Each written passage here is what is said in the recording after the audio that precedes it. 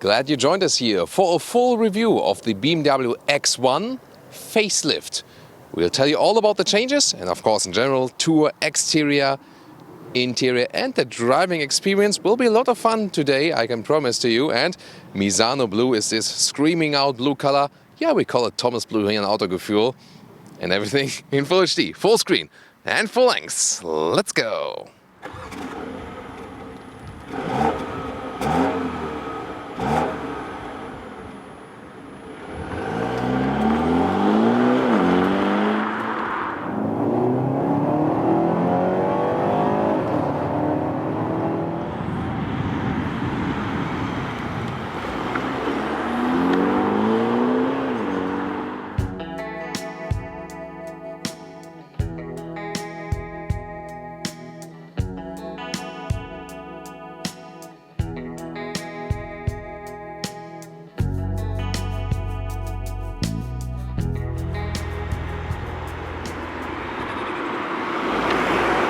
Please subscribe to us if you haven't done so far, that you check all of the latest car updates. Here, the BMW X1 Facelift get this bigger double kidney. Yeah, all the new BMWs get that one or get a bigger one now. And here I think it does fit because it makes this smaller SUV look a little bit bigger, a little bit more grown up. So maybe you then have the feeling that when you have an X1 you get already something more. Here with a chrome frame around, and in this one here, the M Sport model, it has those vertical dark fins inside. We'll soon also talk about other models. Here, the headlamps, they are also underwent like this redesign and interesting daytime running lights, and they are now available with an adaptive LED as an option. Here, the M Sport model, everything in vehicle color, Misano Blue, as I told you earlier, and black accentuations to that. So this is the sporty look. A sport line would also already look sporty, not as sporty as that one, but already. And in Europe, for example, Germany, you can get a baseline, then a sport line, as I said, then even sporty, the M Sport or the X line. That one then looks definitely different. And in the US, you only have this one here, the M Sport and the X line. And the X-Line has more this crossover or this off-road look with some silver contrast in the lower part. You can also see it here on our pictures. And also the double kidney is different. Then it's not with the black fins on the inside, but looks a little bit brighter overall. And also the crossover wheel arches, for example. 4 meters 175 inches or 14'5" is the length of the X1. The X3, for example, would be 27 centimeters longer. So this one definitely shorter, and you see the overhangs are not that long, and this front-wheel driven platform has the advantage that the front hood is actually small, only maximum 4-cylinder engines, so 3 and 4-cylinder engines. Therefore you don't need this long front hood, and that makes the package, so exterior interior ratio, a little bit better definitely. This one here, the M Sport model, also gets this M badge. Then you get 17 to 19 inch wheels. Those ones are the biggest 19 inch aluminum wheels, pretty nice in the M Sporty style. Bigger brake disc as well. Then the Misano Blue color again, here with the black frames around the windows. And you can also see the wheel arches here are painted in the vehicle color. This again will be different with the X line, where you have the wheel arches painted in the not painted, in the crossover style, so just a plastic off-roadish look. I really like the off-road look for SUVs in general, so I'm not such a fan of painted wheel arches, to be honest. Are you? Tell me in the comments. But of course, I mean, when you put something in this color, to me, it doesn't matter. Then also the shadow black line here for the roof rails. And the design is, let's say, rather conservative, but we have a dropping line here at the height of the door handle. I always like when it's at the very height of the door handle because it's an integrated design line with the door handles right there. And yeah, so much shoulders here also forming right there. And this, round ending for the rear windows makes it already quite elegant. The X2 would be a sportier style, but I prefer the X1 because yeah, it has a classic SUV style. Here in the rear, I think everything is very well proportioned. Some updates to the rear lamps right there and also the LED daytime running light. Well, it's not a daytime running light in the rear, but sometimes I call it that way. Let's say the LED signature in the rear. Then the M Sport has this shadow line, darker contrast in the lower part, and those ones here are real exhaust pipe still. 2, so 1 on each side, X1 badge. And, you know, I think the car doesn't look too big, not too large, not too small. And the M Sport is not overdone, but it's also not too little. So I think exactly right. Or what's your take on that?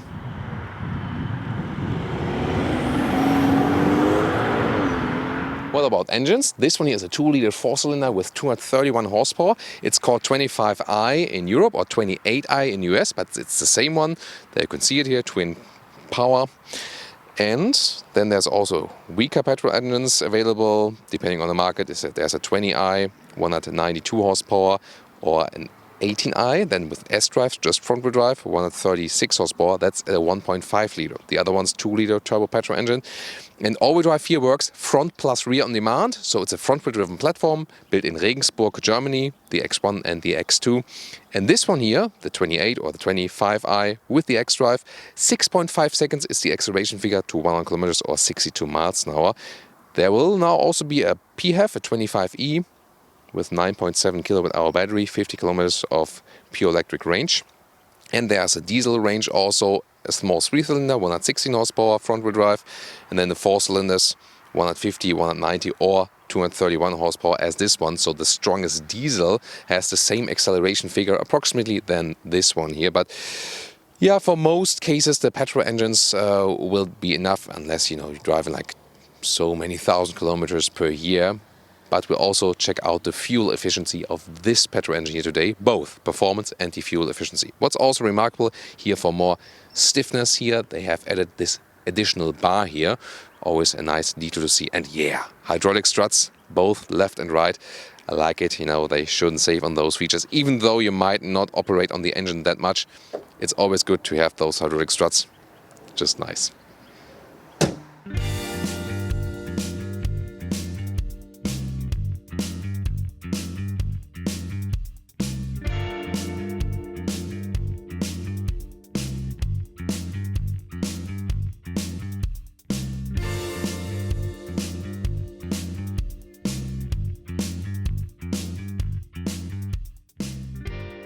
The key is very slim and very light. I like that with the key because it very well fits to your pocket. And here the M Sport has also the M colors there.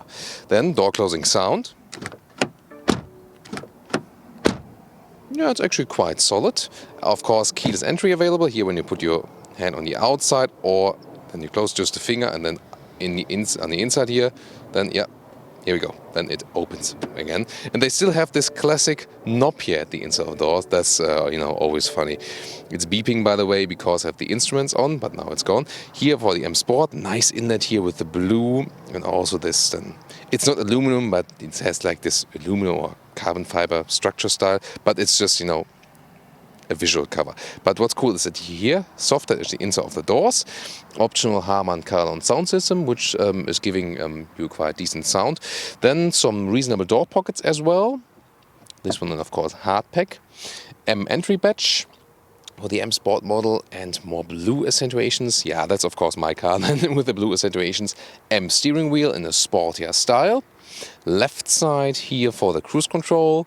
And the right side would be to pick up the phone or also to increase the volume.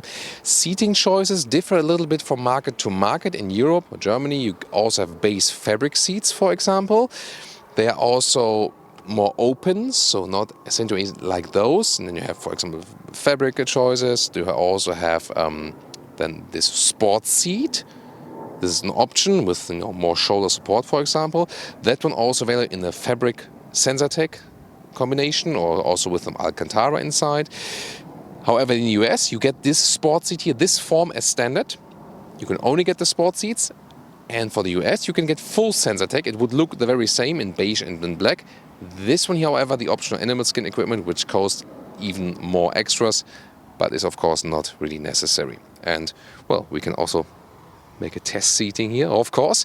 The X3 is the bigger brother of the X1, and there you have a more upright, more SUV-ish seating position. This one here more a crossover style, so you don't sit too high, but you also don't sit totally low. So small SUV or crossover.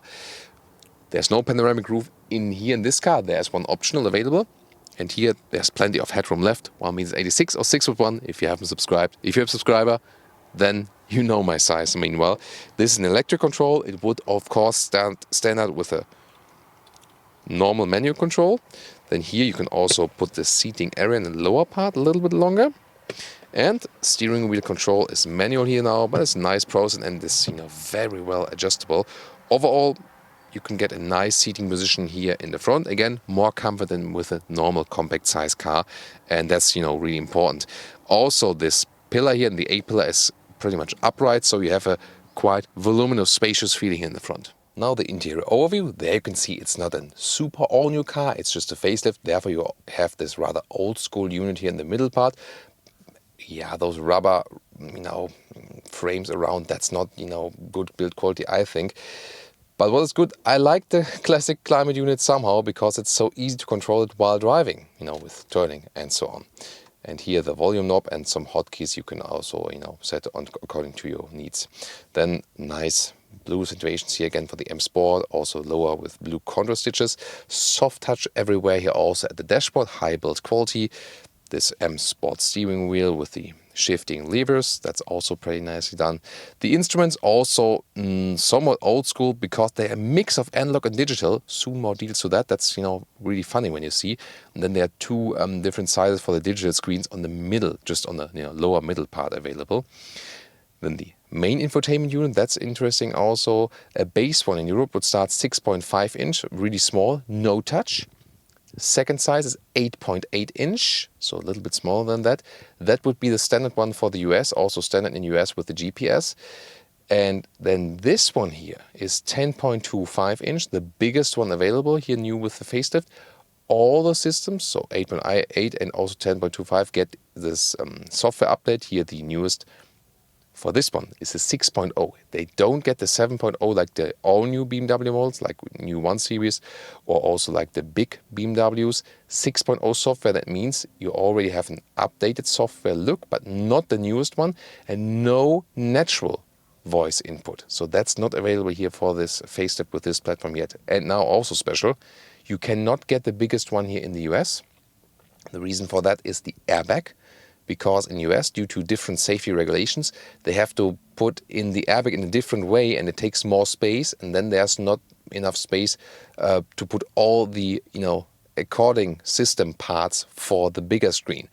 Yeah, that's something quite strange, definitely, but sometimes those things happen then, when there are different regulations and so on, but you will get the same software look also in the 8.8 inch screen. Yeah, soon more details also how that software looks. Then in the lower part, you have a sliding cover, it's in a split way, and when you have it opened, there's a USB supply in the front, 12-volt power supply as well, and adaptive cup holders. Then there's this longer automatic shifting lever because it's put in a rather lower part of the car. Then the shifting lever or shifting switch for the sport mode and Eco Pro and comfort mode. We'll talk more about that when we drive the car. And then you still have this classic turning and pressing knob and with some hotkeys, because yes, this new screen is touch, also the 8.8 inch is touch, but still while driving it's nice to have that one. Last but not least, this middle armrest is quite stable. You can open it, it's really well attached, and then there's inductive charging pad for your smartphone underneath that, because the wireless CarPlay connection you can also put right there, and then you can lift it completely. There's another USB-C supply underneath that and some more space, but there's no big armrest where you can, let's say, shut everything off, or close it. I like to have an armrest where I can close some stuff off or something, that it doesn't fly around in the car. But that's not the case here. So you can see here, this is an analog digital mix. Maybe you can see like the shadowed numbers. So they are actually already present, but then they are illuminated from the back. That makes it appear as it would be all digital, but it's not. Digital is just this lower middle part there, for example, and yeah, you can get the fuel consumption lower. That was after some, acceleration rides. We'll talk more about the lower fuel consumption later on in this review. But I think overall they do the job. You can have digital speed also in the, in the lower area here when you click it through. So there it is. But it will be then even more important to have a head-up display I mean, that's okay as for the size, but head-up display is even cooler. And there it is, the optional head-up display, your allowed speed, your speed, and also some GPS directions. That's pretty helpful, especially for this car. I really like that option. So this 6.0 system here does not have this "Hey BMW" input, so you see there's nothing happening, but you can press the voice button in the steering wheel and then, for example, drive me to Berlin. Berlin. Say yes, or select another entry from the list. Yes. Berlin was selected. Say start route guidance or add as intermediate destination. So you can see here, this is a little bit more complicated than the 7.0 system, and the 7.0 system has, let's say, more choices as for the voice input, but at least you can already do something with, with your voice for it. Let's see if the temperature change also works. I think not.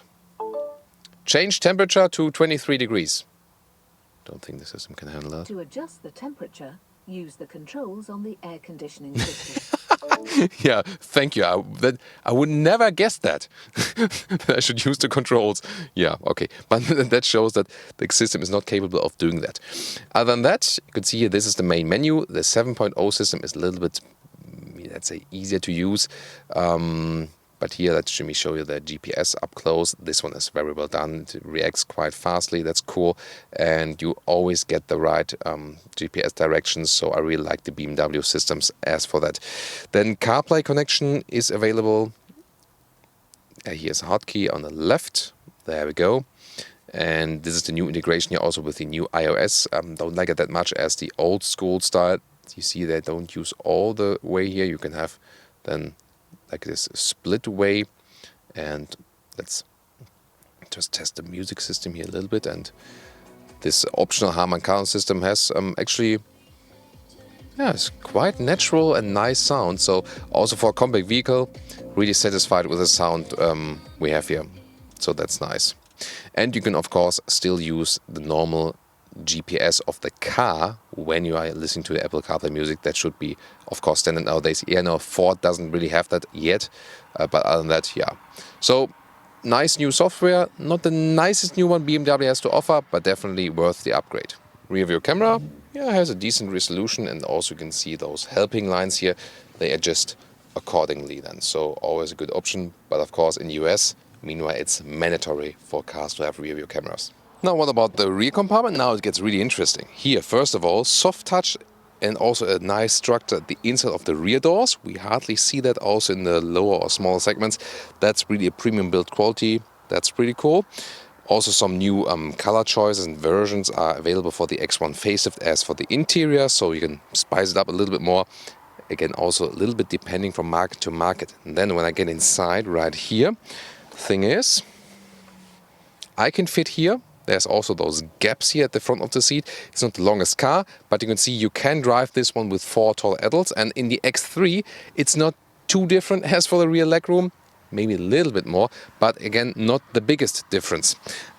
You can also have an option where you have a sliding bench with those laces here. You can actually vary the rear part of the seat, so you can make it more upright, but also more, a little bit more backward. That, that depends on the trunk, but also on your seating position. Overall, the seating position here is actually quite good.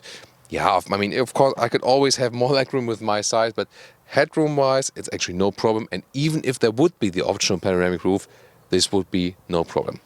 Isofix at the outside of the seats each. Then you can also just flip the middle part as a ski hatch. That's possible. Other than that, you have here those adaptive cup holders inside.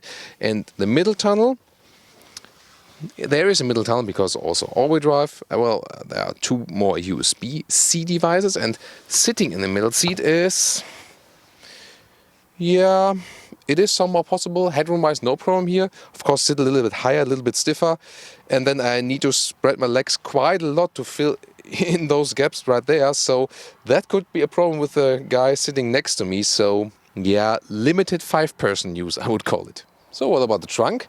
Liter figures are 500 up to 1,550 liters. And what does it mean? Of course, more flexible because it's higher than in the BMW X2, the counterpart. Some more space underneath, so you can very well use that one. It's actually a huge space underneath. I guess there should also be space for a replacement tire if you want one. And then really square dimensions, that's what's making this car so practical as well, especially in the BMW lineup overall. The normal length here to the back seats would be about 90 centimeters. And the width is standard, just a little bit less than a meter. And the height here is about 40 centimeters. Of course, you can also remove the top cover. What I've done here is I've already flipped one seat because you have to go around. And here, this is then a little bit more, straight as for the angle. And this one would be land back, so you can also vary it a little bit there. Yeah, there were actually some, a viewer of us asked that. There were some releases right there as an option, at the side of the trunk. There were some special releases earlier. But that's gone. So you cannot release it anymore from the trunk. BMW says because the take rate was not enough for that. So they said not enough customers went for the electric release from the trunk. And so they canceled that option for cost-saving reasons. And so you have to go around. This one here is, by the way, a single split as for this one. So you can also have it like this, but it doesn't make too much sense, does it? So that way, of course, it's a ski hatch, of course, that way. So, but that's done, the full setup, the maximum you've got. You can also put a backpack inside. So you can see it still fits directly under the cover. So that's good. And if I would measure the length up to the seat as I would be driving, that's then about 1.70 meters in length. Last but not least, I want to close the hatch and show you the child safety feature. This one here, electric hatch. Yeah, well done. That's pretty sensitive, so don't have to worry about that anyone gets squished.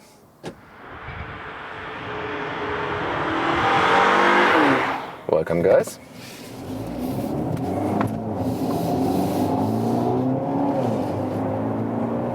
Oh, sorry.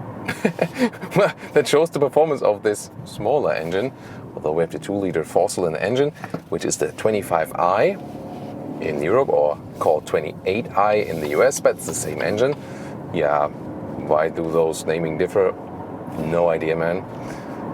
And definitely more than enough power for this car, and this one then also with all-wheel drive, so front plus rear, because it's a front-wheel driven platform. But it was nice accelerating out of the corner, although there's no rear wheel bias with this car. Still, that was pretty decent, and you always feel it when accelerating out of the corners. A rear wheel car, like a rear wheel drive car, will always have, a little bit more torque turn from the rear axle. That's not the case here, but enough is sent to the rear also to give you some more agile feeling, definitely. And we can also, let us drop back here, and then I show you some more of the acceleration for this engine, that we have the performance directly covered. So I'm in the sports mode, so the RPMs are turned up higher. The shifting is also a little bit different than from this automatic gearbox. And now I'm, 30 kilometers to 100. I can then accelerate out. Let's go.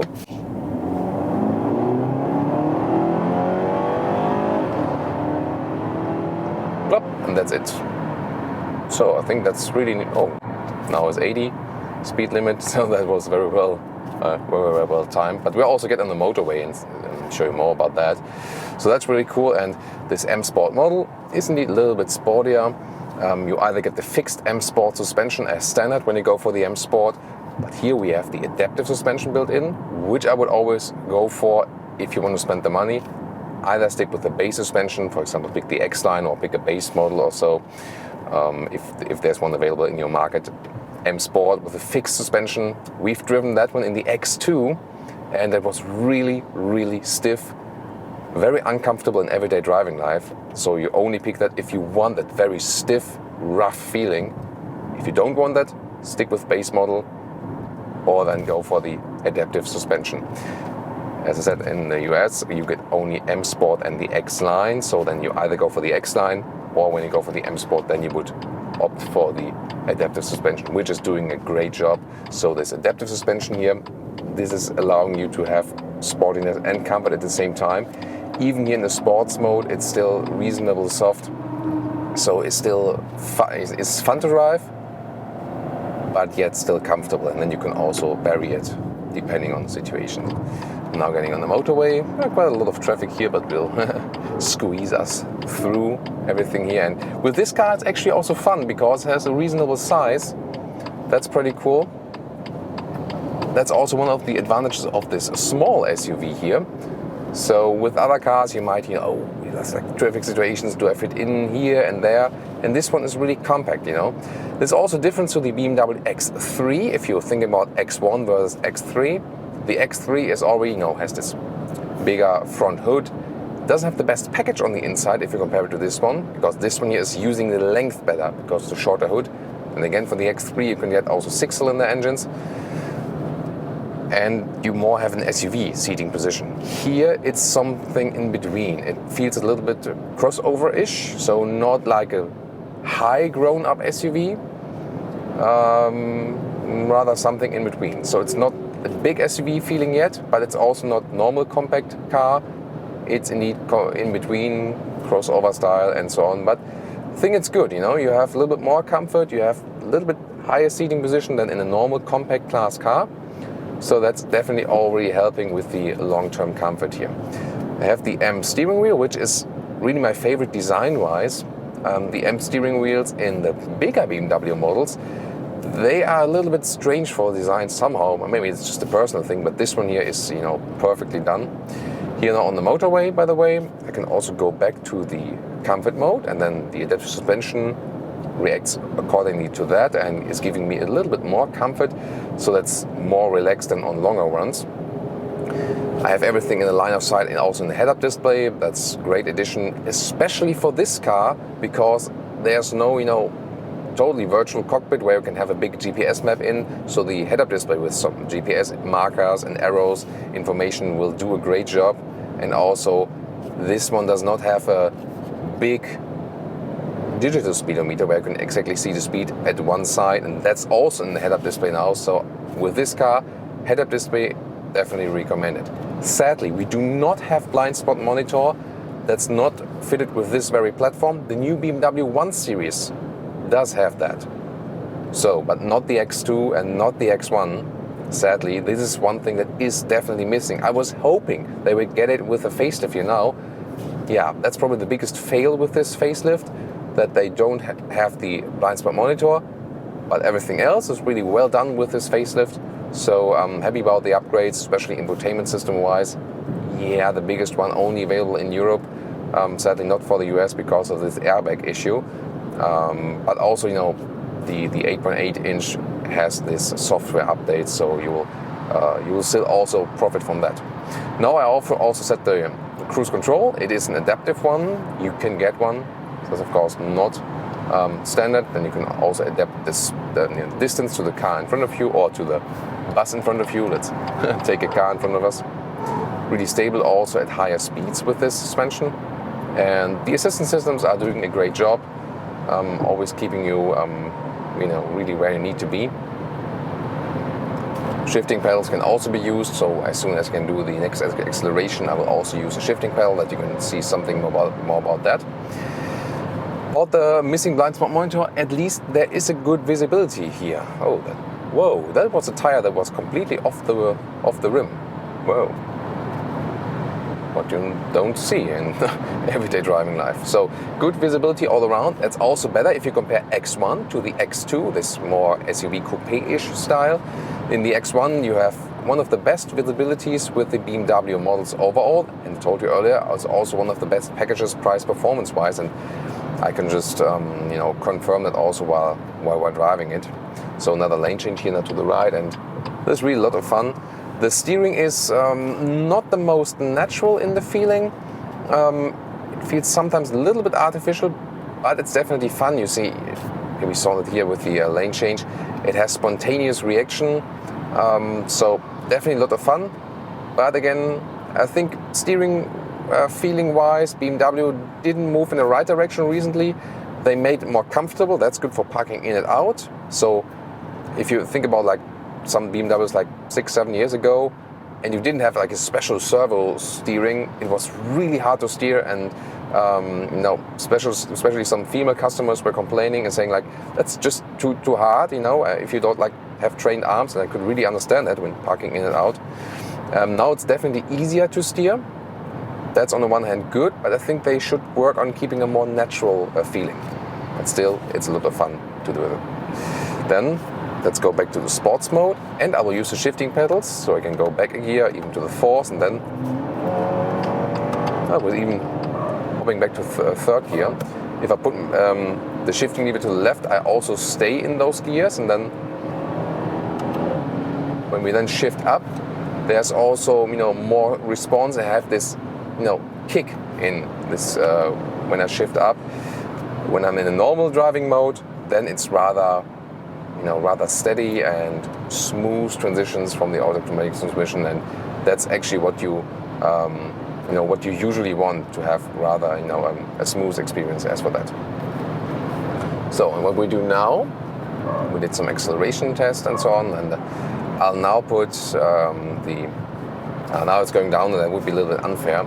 So after this downhill passage is gone, I will reset the fuel consumption meter to tell you more about the minimum consumption you can get.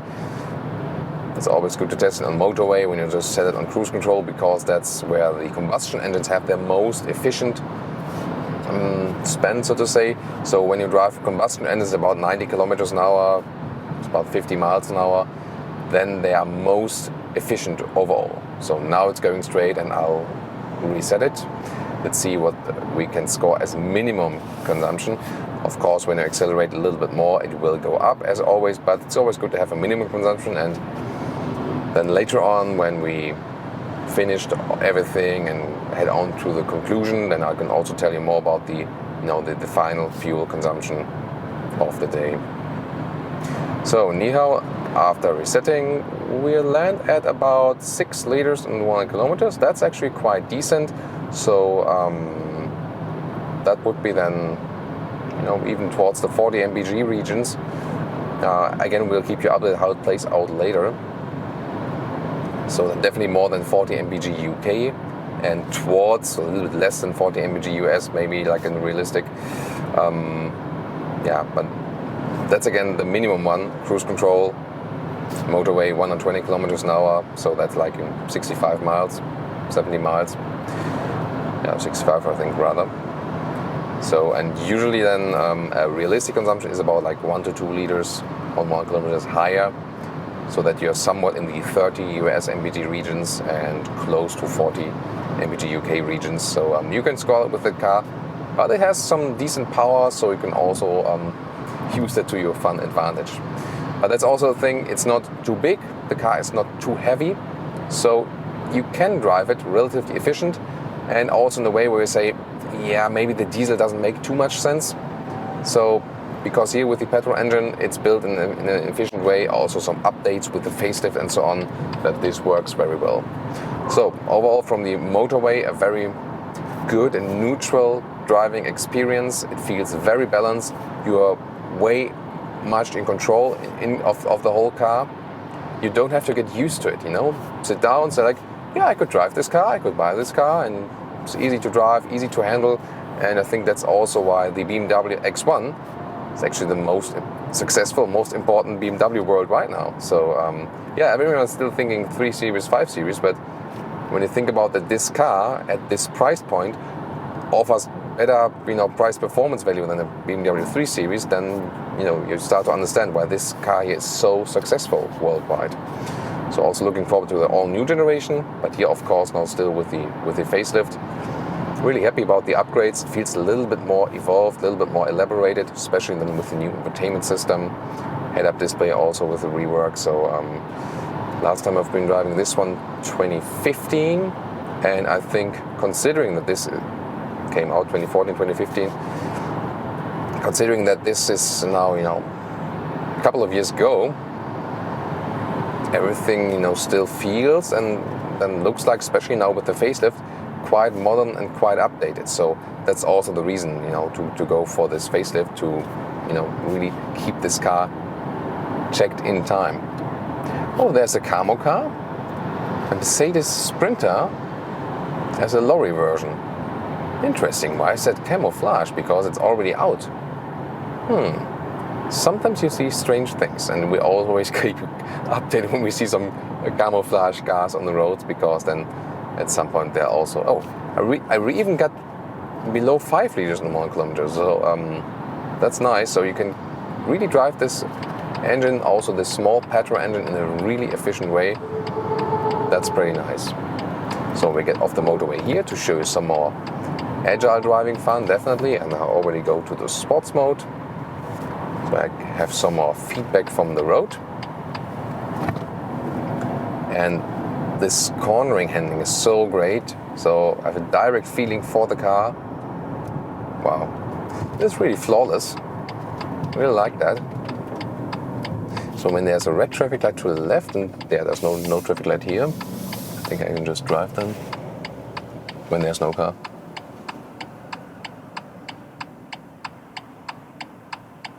There we go. So now some city situations. I can also set the cruise control here. The minimum speed is 30 kilometers, but of course, together with this automatic gearbox, it also decelerates then up to 0. That's cool. Going back to the comfort mode, or you can also go to the Eco Pro mode. Then the small recuperation. You maybe know that recently everything, oh, we're going mild hybrid and so on, but BMW has been using those small mild hybrid systems with recuperation for the small car internal battery for quite a while now. So that's nothing new at BMW. And that's also where you can save some more fuel, because then by recuperation, the battery is using the energy then for the car internal systems, like everything you see screen-wise, light machine, and so on and so on. And that's of course a good idea. And when you're in this Eco Pro mode, this function is being stressed. You can also see how it's being charged then, and also the throttle. Oh, a little bit slow now even, so there is more throttle in, there's less throttle input. It's like in the moment you put your feet on the throttle, you think more throttle input. But I want to say in Eco Pro mode there's less throttle input. So for situations like those where I want to squeeze in through city traffic, that's maybe not the best decision then. But when you're rolling further, longer time and so on, really want to save some fuel, then the Eco Pro mode definitely makes sense. Other than that, you keep it here in the normal comfort mode. That's a balance and neutral setting, because sport mode on the long run, yeah, if you are in some countryside roads, then it's pretty cool, drive sporty, maybe the motorway at some time, but longer term, you're feeling more relaxed definitely in the comfort mode. And also the adaptive suspension is set on the biggest comfort level then. So yeah, again, suspension wise, BMW does a great job with the adaptive suspension. It's really fantastic, you're not missing anything. Then driving feeling, if compared to the X3, a little bit smaller, a little bit more crossover-ish.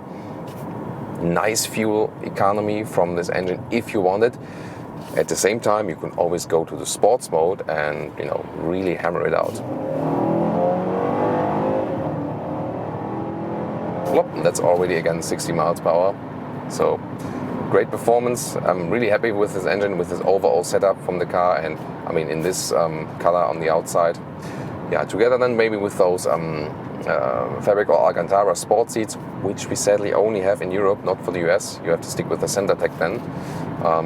But overall they offer a lot of good materials on the interior, and with this facelift here, just feels a little bit more refined than before, and you can really understand why this one is one of the most favorite BMWs at the moment.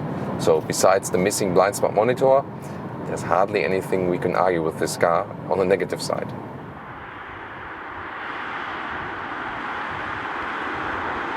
And now to our conclusion for today with the BMW X1 Facelift.